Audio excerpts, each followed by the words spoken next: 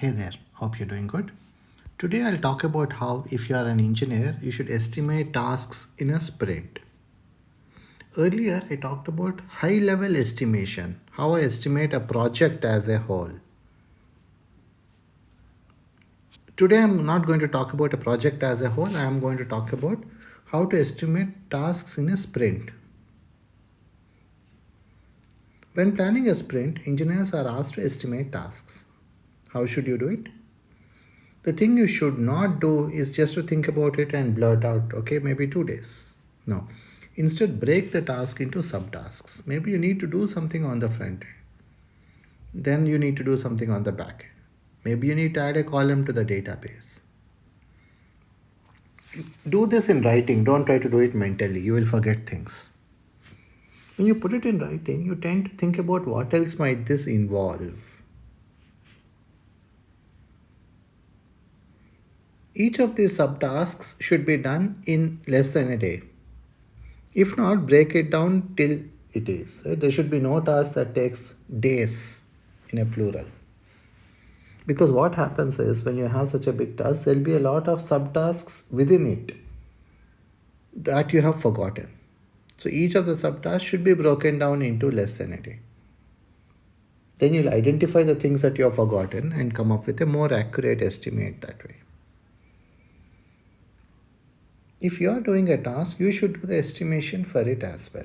You can ask others for advice, but you own the estimate. And ownership is important. It helps you improve. If you did something, you look at it and improve. Whereas if the team as a whole did it, the responsibility is diffuse. So the feedback loop of improvement won't happen. So once you have listed these subtasks, add up all of them. Estimate each of them, add up all the numbers and double it.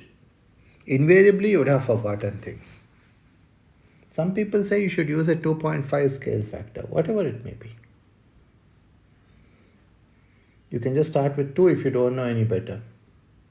And over multiple months, track your estimation against the time it actually took. Estimation is an important skill for an engineer. Because we don't live in an ideal world where we have infinite time. This is important from a business and project management point of view, which doesn't sound like fun. That's not why you became a software engineer, but it's no less important. If you're running a hospital, ensuring the power supply is reliable is very important. It's not just the doctors and the surgery and so on that matters, right?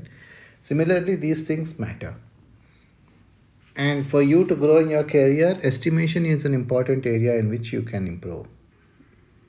And many of us, including me, are very bad at estimation early in our career. So we really do need to improve. How do you improve? By tracking your estimate against the reality.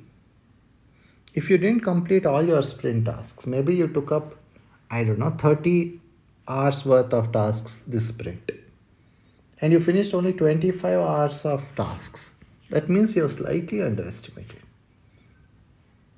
To the extent of 5 out of 30, which is 1 in 6, 17%.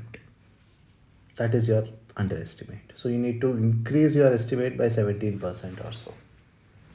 On the other hand, if you did only 15 hours worth of tasks as opposed to 30, so you have taken up a bunch of tasks worth 30 hours, but you have done, let's say, 5 tasks, each of them takes 3 hours, which is 15 hours, and the others you haven't done. So that means you need to double your estimate. You're off by 50%, not by 17%. So this is how you estimate and improve your estimation.